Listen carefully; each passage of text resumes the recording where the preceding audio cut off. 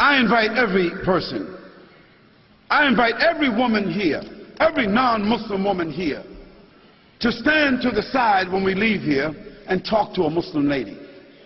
I mean, now, let's not ask Barbara Walters about how Muslim women feel. Let's not ask CNN, ABC, Fox. Let's not ask the London Times or the Australian Times. Let's not ask non-Muslims about how Muslim women feel, how they live, what are their principles, what are their challenges. If you want to be fair, ask a Muslim woman. Allah would never disgrace you or humiliate you.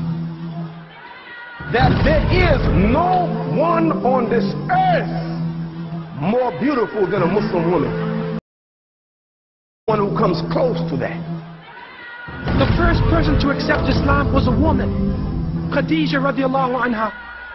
The first person to die shaheed for Islam, Sumayya radiallahu anha. The second most hadith is reported by a woman, Aisha radiallahu anha.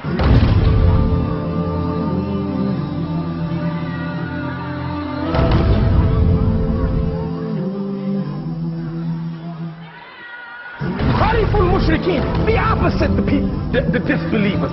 So when this woman, before she leaves the house, like the other woman, she looks in the mirror.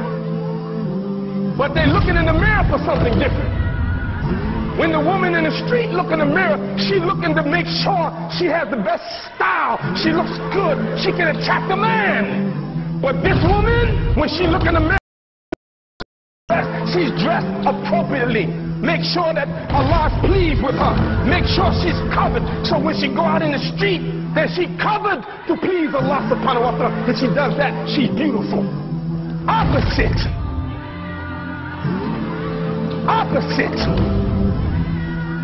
I think it's important to read Quran because it answers everyday questions. It's a guidebook for life, basically.